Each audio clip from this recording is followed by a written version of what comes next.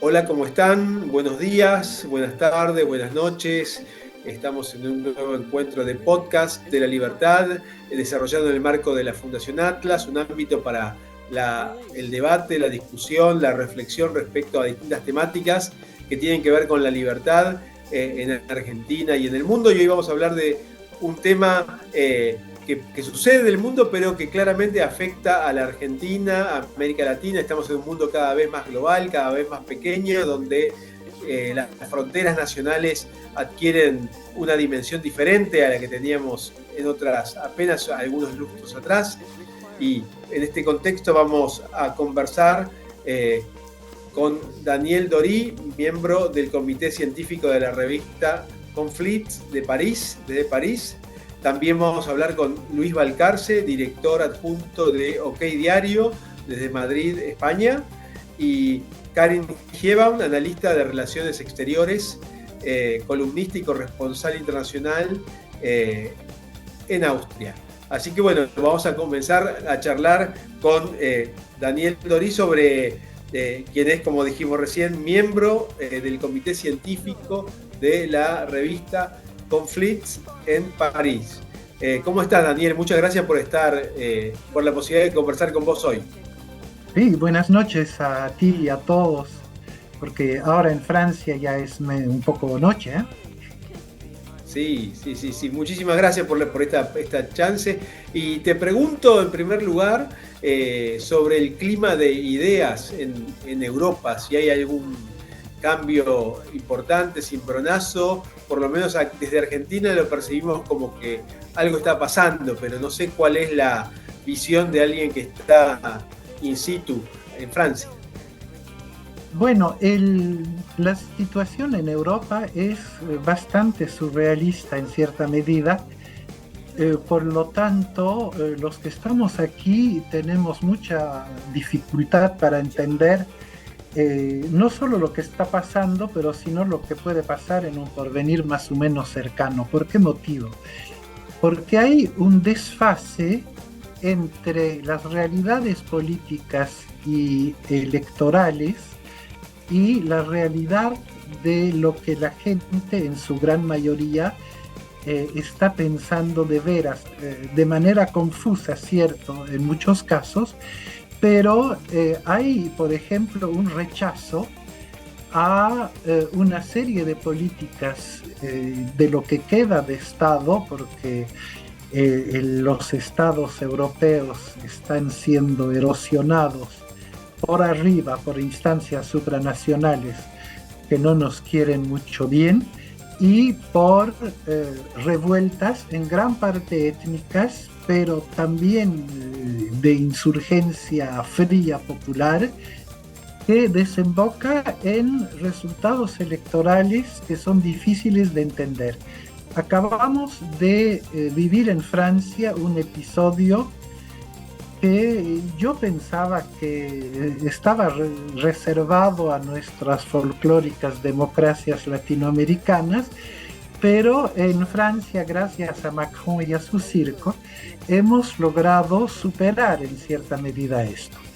En resumen, se trata de, primero, las elecciones europeas, todo esto en un mes o dos, es decir, que estamos en un largo plazo, en corto tiempo. Hubo elecciones europeas en las cuales la derecha nacional del Rassemblement Nacional de Marine Le Pen ha logrado un primer puesto y de lejos. Es decir, que el gobierno de Macron, que es rechazado por una gran parte de la población, ha sido claramente derrotado. Y la izquierda fragmentada ha sido también derrotada. Después de eso ha habido la disolución del Parlamento por Macron en una movida confusa y explicable por la psicología del personaje también, ¿eh? Y tuvimos elecciones, pero en Francia las elecciones tienen un mecanismo bastante raro, es decir, en dos vueltas y por 500 y pico circunscripciones, que son los diputados, todos son elegidos por circunscripciones. En la primera vuelta ha habido una victoria del Rassemblement Nacional también, clara y contundente. En la preparación de la segunda vuelta, todo el sistema político mediático, desde la extrema izquierda hasta los macronistas, que son el extremo centro, han logrado unirse para impedir que el Rassemblement Nacional llegue al poder, cosa que han conseguido. Es decir, que ahora estamos en una situación donde hay tres bloques: la izquierda, que ha terminado ganando. Habría que ver también si no han ayudado un poquito en las urnas a que el pueblo vote bien, porque las listas electorales en Francia merecerían un largo comentario, pero por el momento se considera que las elecciones han sido razonablemente limpias, y lo que se llama la barrera, el barrage contra el Rassemblement Nacional ha funcionado.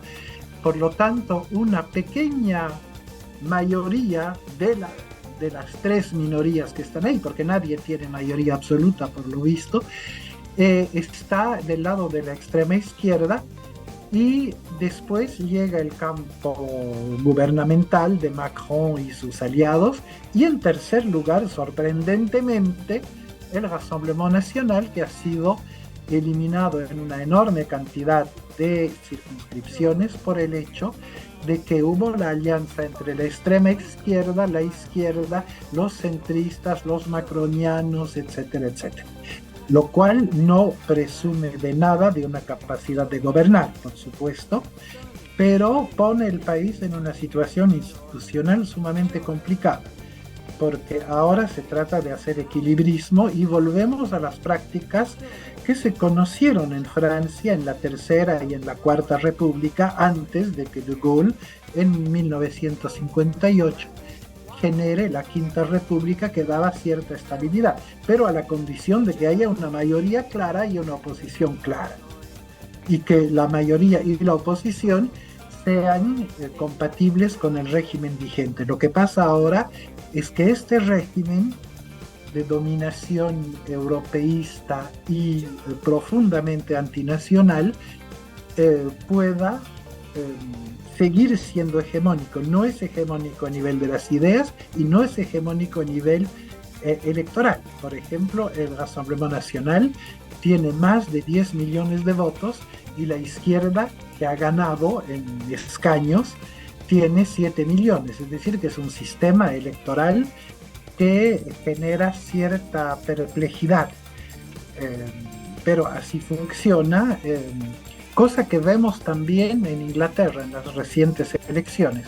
El sistema mayoritario por distrito, por circunscripciones, genera ese tipo de cosas. Un poco menos en Alemania, pero también.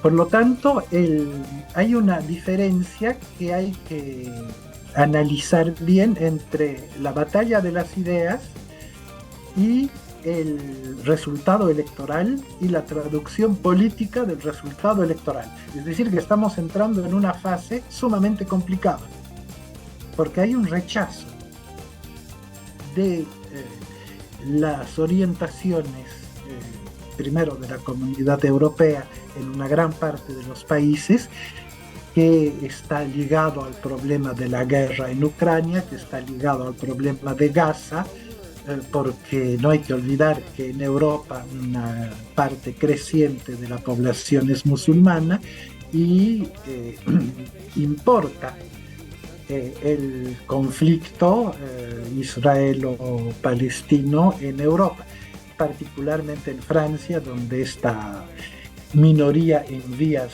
de volverse mayoría tiene un eco electoral directo con un partido que se llama la France Insoumise de Jean-Luc Mélenchon, que es un inicio, pero claro, de la etnopolítica en la cual la fragmentación del cuerpo electoral y de la sociedad se está manifestando.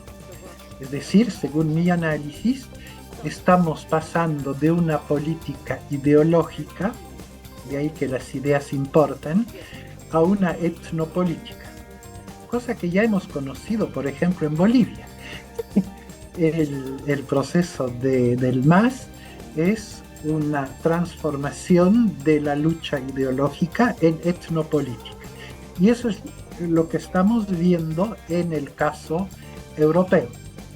Esto va a ser bastante traumático, inclusive con horizontes de guerra civil posibles, por el hecho de que las opciones liberales, para decirlo en corto, porque como sabes bien, el liberalismo es multifacético y tiene diferentes tendencias y énfasis en diferentes puestos, pero esquemáticamente el liberalismo que propone una visión económica, y ahí tenemos a Milei y a otros, eh, tiende a descuidar el aspecto político.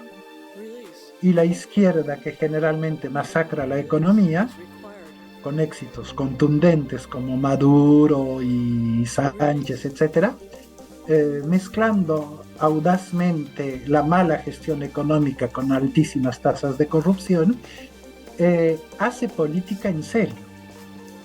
Y el hecho de hacer política en serio genera que el debate no puede ser nunca realmente ideológico con argumentos racionales, pero se tiende a volver al lado emocional y sentimental de la etnopolítica de la cual hablaba anteriormente.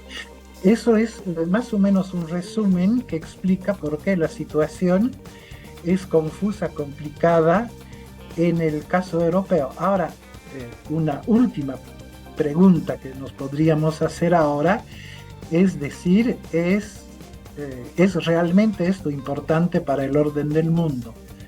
Sabiendo que esa península de Eurasia, que es Europa, está cada vez menos insertada en los destinos del mundo y su reemplazo poblacional y su declive económico, político y sobre todo la capacidad de presentar sus intereses, como los Estados Unidos, de presentar sus intereses crudos y brutales como nobles aspiraciones de la democracia y de la humanidad, ese tipo de cosas ya no funcionan para una parte creciente del mundo, para bien o para mal.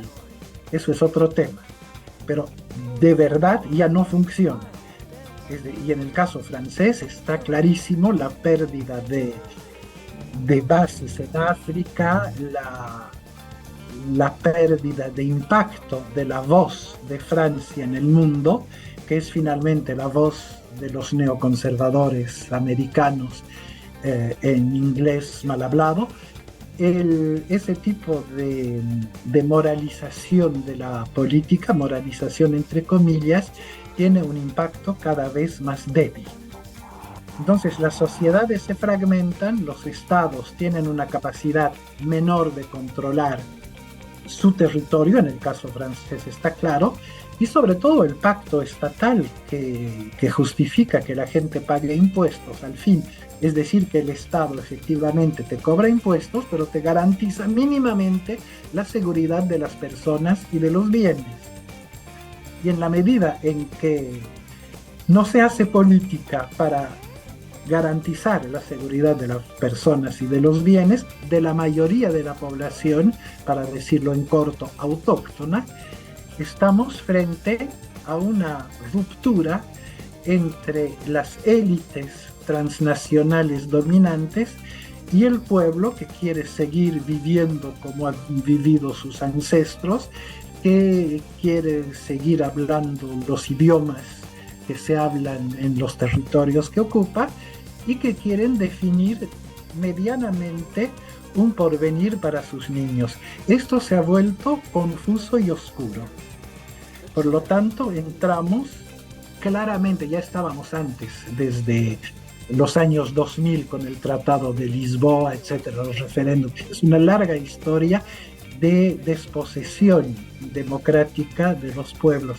Pero esto está llegando Ahora, por esos sondeos en tamaño real que son las elecciones, está llegando a una crisis que es sumamente difícil de manejar.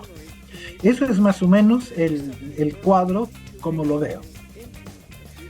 Te agradezco mucho y te hago dos preguntas cortitas, por favor, a ver si que para tener tu opinión. Uno es sobre así como hemos tenido el Brexit hace algunos años, se habla hoy en día del Frexit, si tiene relevancia, tiene consenso en la sociedad. Y el otro punto es si el fenómeno Milei ha tenido alguna influencia en la sociedad francesa.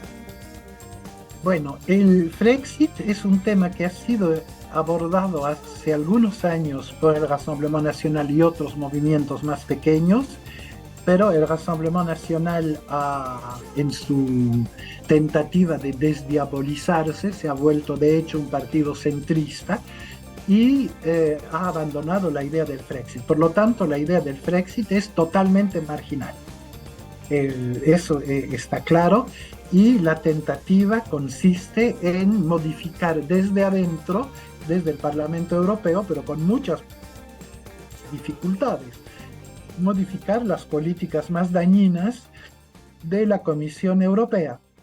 Pero estamos en esa especie de cárcel de los pueblos que es la construcción frankensteiniana de la Comunidad Europea.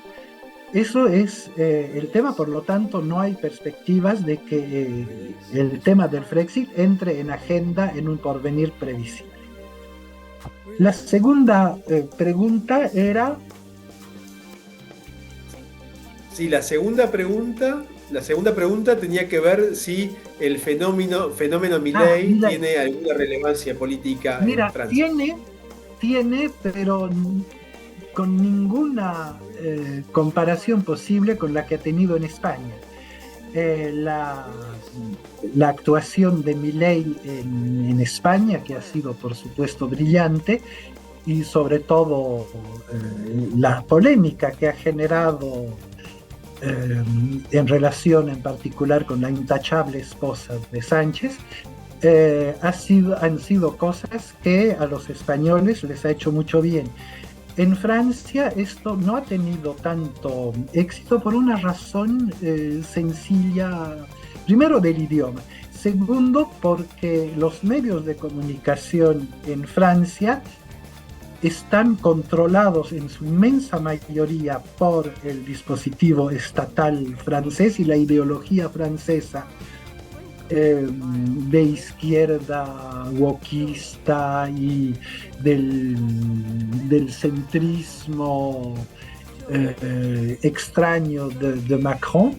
Por lo tanto, una experiencia en la cual un dirigente político llega a tratar a los adversarios y a los enemigos con los calificativos que Milei les aplica, que son a mi juicio perfectamente adecuados, no es concebible en el caso francés, donde la censura y autocensura es total.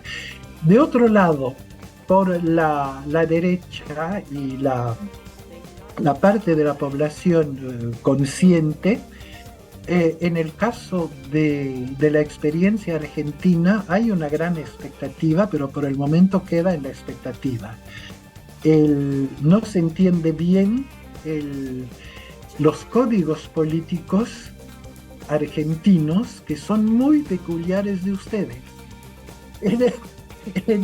Inclusive viéndolo desde Bolivia, con toda la simpatía ideológica que se puede a veces tener, la manera de manejar el dispositivo ideológico, político y discursivo es realmente único.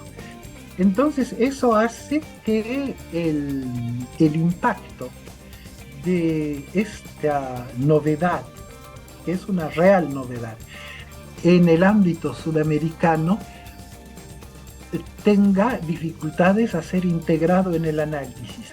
Hay que ver cómo va a resultar, y sobre todo con esta preocupación que mencionaba anteriormente, es decir, hay una posibilidad seria por primera vez desde muchos años que la economía argentina deje de ser el desastre que siempre era desde el momento en que el peronismo y otros muchachos simpáticos se han hecho cargo del poder. Pero queda algo que no hay que descartar, que es la política. Y si tienes una buena economía, con una política, que no digo mala, pero que con una política que queda detrás del manejo efectivo de los discursos, de la población, de las redes sociales, etcétera, puedes tener muy rápido una especie de cadena que impide el desarrollo de un proyecto. Tanto es así que a nivel internacional la correlación de fuerzas es negativa para nosotros. Y es negativa porque tenemos un socialista en Naciones Unidas, porque tenemos Brasil al lado con Lula, que combina eficiencia y honestidad, que tenemos el gobierno boliviano en el norte de ustedes, en Argentina, y el gobierno boliviano forma parte de la alianza con Maduro, en fin, demócratas sinceros, y la correlación de fuerzas internacional, por lo tanto, implica, por las implicaciones internas de cada país, en cada país, implica que se haga política muy cuidadosamente. Ese es, yo creo, el desafío frente al cual estamos en la expectativa. Por lo tanto, a nivel europeo, como te digo, en España claramente sí, y en el resto de Europa, y en parte porque estamos en un momento en que hubo elecciones en Alemania, hubo elecciones en Inglaterra, hubo elecciones en Francia, hubo elecciones en Italia, etc. Por lo tanto, en el marco europeo hay una especie de mirada interna con la guerra en Ucrania y con el conflicto en el Medio Oriente, que es mucho más cercano por lo que te explicaba antes. Por lo tanto, la experiencia argentina queda pendiente de análisis, aunque genere mucha simpatía y genere también dudas, preguntas sobre las cuales habrá que desarrollar el diálogo. Daniel, muchísimas gracias por esta posibilidad de conversar con vos y tener tu mirada respecto de esta temática que vemos desde lejos nosotros aquí desde la Argentina, pero evidentemente en el mundo global todo está cada vez más interconectado y bueno, y el mundo se va achicando y los efectos se ven cada vez más rápidamente de las interacciones. Muchas gracias y un fuerte abrazo. Abrazo y hasta pronto. Ahora vamos a conversar con Luis Valcarce desde España. Él es director adjunto de OK Diario en Madrid, España. Él ha sido parte de la Fundación Atlas hace ya unos cuantos años atrás y la unidad año ya es pequeña, lustro también, décadas. Así que una alegría poder conversar con vos, Luis, querido. Hola Martín, como siempre, un enorme placer. Bueno, gracias por esta posibilidad y bueno, estamos hablando un poco hoy sobre el tema de lo que sucede en Europa y en este mundo global, bueno, viendo las interacciones entre Europa, Argentina, Europa, hemos presenciado todo el show, digamos, de Javier Milei en Europa, las interacciones con Pedro Sánchez, elecciones europeas. ¿Cómo ves vos esta situación? Bueno, hay varias cuestiones. Brevemente, si empiezo por Francia, lo que ha pasado en Francia es una catástrofe. Un partido islamista, un partido antisemita, un partido comunista, un frente de partidos comunistas de la mano de Emmanuel Macron, que se ha suicidado políticamente, pues han conseguido, dicen que han conseguido salvar la República. En realidad ninguno de ellos es republicano, todas sus políticas son contra la República. Acuérdate que en el 23 todo lo que hicieron fue incendiaron escuelas, incendiaron comisarías, incendiaban ayuntamientos, es decir, los pilares de esa República eran pasto de las llamas por culpa de estos energúmenos que hoy se han hecho por el poder gracias a un suicidio político de Emmanuel Macron en pos de querer frenar a la temible Marine Le Pen, y lo que han conseguido es abrir las puertas a la izquierda más radical, a la izquierda más amiga de Hamas y del islamismo. Es decir, la Francia del 2015, la Francia a la que le asesinaron a todos esos jóvenes en Bataclan, casi 10 años después, es la que ha votado mayoritariamente por un partido pro-islamista, por un partido cuyo líder es patrocinado por los hermanos musulmanes. Eso por el lado de Francia. Por el lado de España, la visita de Milei aquí agitó el tablero, es indudable. Milei fue el personaje del que se habló durante varios días aquí en España. Todo lo que hace Milei a partir de ahora es tener muy de cerca por parte del gobierno. Al gobierno le interesa esa confrontación, le interesa tenerle de sparring, porque le sirve también para tapar las propias miserias que tiene Pedro Sánchez, que son muchas, y sus líos internos, que son muchos. Por ejemplo, la imputación y la reciente declaración en el banquillo, bueno, la no declaración en el banquillo de nada más y nada menos que su mujer, Begoña Gómez, y sus escándalos de negocietes en privados patrocinados por la Moncloa. Los escándalos que tiene también con su hermano, que también está imputado, enchufado en la Diputación de Badajoz, y también investigado por supuesto fraude fiscal. Milei en ese sentido ha sido un elemento, un ariete que ha utilizado Pedro Sánchez, como te digo, para tapar esas miserias. Y por otro lado, hay aquí por parte de la oposición, pues es una persona muy respetada, bastante alabada en los círculos de Vox, no tanto en el Partido Popular, donde le miran un poco con recelo. Excelente, y te consulto si vos ves que se está globalizando un poco el escenario político, el debate político, antes que cosas que era un debate que era antes típicamente local, hoy en día estamos jugando en una cancha más grande, ¿no? Como lo vemos claramente en este debate Milei-Pedro Sánchez, donde desde el punto de vista de la estrategia política es ganar, parece ser ganar para ambos, ¿no? Es cuando River versus Boca, ¿no? Como que el contraste, el choque, como que parecería generar empatías para cada uno dentro de su mercado. Sí, a Milei también le interesaba mucho esa confrontación para marcar distancias, el recibimiento, el acercamiento a Isabel Díaz Ayuso, que hoy por hoy es la verdadera bestia negra de Pedro Sánchez. Y es Vox Populi, y también te digo, y por otro lado legítimo que venga Milei y confronte con Pedro Sánchez. Yo creo que aquí, por ahí ingenuamente pensaban que después de que el ministro de Transportes insinuara que Milei era drogadicto, pues por ahí pensaban que los argentinos se iban a quedar calladitos, iban a bajar la cabeza y iban a pedir perdón. Eso no es no conocer a Milei, es no conocer a Milei. A Milei ese tipo de confrontaciones no es que las afronte, es que le encantan y las disfruta, y mientras más le busquen, más le van a encontrar. Entonces yo creo que aquí, también te digo una cosa, Martín, aquí Milei es visto por una gran parte del electorado español como un referente, porque les gustaría que la oposición fuera más parecida a Milei que a Alberto Núñez Feijóo o a Santiago Abascal, por ejemplo.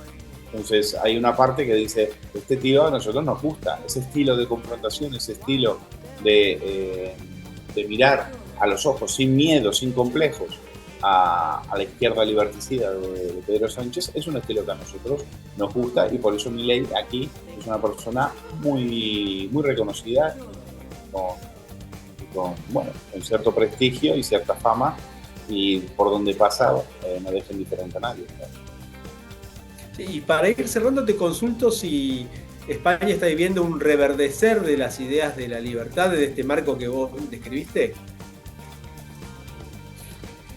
No, yo creo que es todo lo contrario. No. O sea, por un lado, fue muy emocionante. Yo estuve en la cena con la que le homenajeó el Instituto Juan de Mariana. Y acuérdate, no sé yo, ahí estaba Ricardo Rojas, ahí apareció Venegas Lynch. Claro, para ti, para mí, que empezamos en esto hace muchos años, casi, tú decías, los años se quedan cortos, sí. Era geológica, si quieres. Nosotros, era muy emocionante. O sea, acuérdate que, por ejemplo, estaba Ricardo Rojas. Yo llevo 22 años en España. Yo me acuerdo que hace 25 años que habré ido a un seminario de Ayn Rand, porque él era el gran divulgador de Ayn Rand en Argentina, y éramos 4 gatos. Pero éramos 4 o 5 tíos, no éramos más. No éramos más. Sí, nos teníamos que pellizcar para decir, hay un presidente libertario en la cuna del peronismo. Entonces, era una situación increíble. Estaba Carlos Rodríguez Brown, Federico Jiménez Los Santos, Cayetana Álvarez de Toledo, el profesor Huerta de Soto, a quien Milei respeta muchísimo. Entonces, fue una noche muy especial porque decís, bueno, todo eso que hemos hecho, hubo una persona que lo consiguió llevar acá. Nosotros pusimos nuestro granito de arena, pero él fue el que recogió todos esos años de lucha y lo llevó a la victoria. Bueno, bien, queda mucho por hacer. Yo sé que en Argentina hay la situación para tirar cohetes, pero bueno, también tenemos que disfrutar estos momentos, ¿no? Estos momentos donde nosotros pedíamos, Martín, que jamás íbamos a ver, que nos iba a decir a nosotros que íbamos a ver un presidente libertario. Si hubiésemos tenido que apostar, seguramente hubiésemos dicho Estados Unidos, jamás lo hubiéramos puesto en Argentina. Entonces, reverdecer de las ideas de libertad, pues yo te diría que sí, pero por el lado de Milei y por el lado de muchos españoles que han visto, y bueno, yo creo que esto es un fenómeno mundial, ¿no? Eso vaya por delante. Y yo creo que sí, que puede ayudar. Yo estuve 3 veces en Argentina en el año pasado, y a mí me pareció increíble ver a los chicos, muchos chicos que tú le veías por el aspecto que eran más hinchas de Boca o peronistas que defensores de la libertad. Y estaban ahí con Milei gritando libertad, libertad. Cuando vi las imágenes de Milei en el Cabildo saliendo y la gente gritando libertad, libertad, y yo decía, ¿qué cambio? Antes gritaban Perón, Perón, qué grande sos. Entonces, bueno, a mí me parece que eso es un gran paso. Ojalá eso se convierta, se transforme en hechos concretos y no se quede en lo etéreo de las ideas, que se pasen y que sobre todo que beneficien a la gente, que beneficien al bolsillo de la gente, y que eso sean los argentinos los primeros beneficiados. Hoy sé que está muy difícil. A ver qué pasa, vamos a darle margen, vamos a ver de aquí a diciembre, a ver cómo está la cosa y a ver si Milei ha conseguido todo lo que había prometido o lo que tiene pensado hacer. Totalmente, Luis, ¿no? Y a veces uno le toca explicar que Milei no agarra a Argentina desde cero, sino que agarra una casa devastada, ¿no? Con una casa rota, donde, no sé, supongamos una familia con 10 hijos, 8 eran drogadictos, se robaron todos los televisores, se robaron la cocina, pierde gas, las tarjetas de crédito están explotadas. Esa es la Argentina que encontró este gobierno, ¿no? Entonces, claro. digamos, no es que se empieza desde cero, no es que agarra Suiza, digamos, para poner un parámetro que tomamos desde la Argentina en general, como símbolo del orden, sino que encuentra devastación básicamente. Y bueno, sí, el desafío es sobrevivir y creo que, como vos muy bien decías, en este liderazgo carismático hay una diferencia respecto de otros líderes de otros momentos que le da una ventaja que no es garantía de éxito, pero esta llegada a los aspectos emocionales de sectores no tradicionalmente liberales, como vos muy bien describías. Sí, yo creo que es verdad que hay muchas almas sensibles, digo yo, que pegan grititos, ¿no? Dicen, ay, populismo. Mira, ¿quieren populismo? Pues que vengan a España. Porque que la mujer del presidente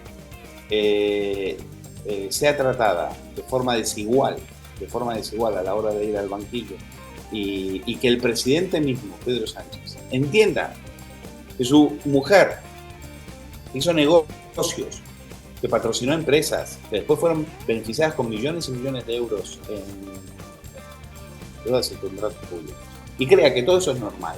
Entonces, eso es más parecido a la Nicaragua de Daniel Ortega que a un país de la Unión Europea. Entonces, eso quieren, los que pegan grititos, y sé que hay muchos liberales que pegan muchos grititos con el populismo. Bueno, que vengan aquí. Si quieren populismo, que vengan a España. Porque eso es cuando tú pasas la frontera, y te encuentras con un tratamiento desigual, por ejemplo, con la ley de amnistía que ha sacado Pedro Sánchez para que los delitos que cometieron los golpistas catalanes en el año de 2017, no es que sean perdonados, no, algunos habían sido ya indultados, no es que sean perdonados, es que han sido borrados, como si no hubiesen existido jamás. Todo para que Pedro Sánchez pueda seguir gobernando de aquí a los próximos años.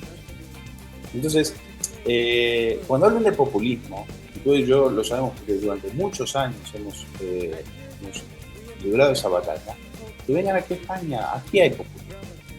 O sea, aquí la democracia se ha volado por los aires. Y lo hemos visto en el caso de la mujer del presidente. Tratada con guantes de seda, 200 policías, ni Pablo Escobar, oye, 200 policías en la puerta de los juzgados para que la señora pueda entrar y no ser fotografiada, que era el miedo que tenía el SAT, no sea fotografiada entrando. Lamentablemente mi periódico, que diario, consiguió no solo la foto de ella entrando a los juzgados, sino sentada en el banco. Bueno, excelente Luis, te agradecemos mucho por esta posibilidad de charlar con vos y seguiremos hablando en este mundo donde todo está terriblemente conectado, así que cada vez, ni hablar que el vínculo que existe con España, cultural, político, etcétera, artístico, que hace que la conexión sea enorme, histórico obviamente, ¿no? Bueno, Luis, muchísimas gracias y un fuerte abrazo. Otro para ti, un fuerte abrazo, Martín, un placer. Bueno, y ahora vamos a escuchar la palabra de Karin Hiebaum, analista de relaciones exteriores, columnista y corresponsal internacional desde Austria. Ella nos va a dar una visión adicional respecto de la libertad en Europa y también la visión desde Europa sobre lo que sucede respecto a la libertad en Argentina. Muy buenas tardes. Antes que nada quiero agradecer a Martín Simonetta por esta entrevista. Mi nombre es Karin Hiebaum y soy ex diplomática austríaca y representante del Partido de la Libertad austríaco. Bueno, la pregunta sobre qué sucede con los partidos de derecha en Europa, ¿por qué votan los europeos a las derechas que, según mi pensar, son centro-derechas y partidos liberales? Cabe decir y reconocer que la apertura del liberalismo en Argentina con los gritos de la libertad de Javier Milei tiene mucha influencia en las decisiones que fueron tomando los distintos países frente a las situaciones que se están atravesando en Europa por el sistema socialista.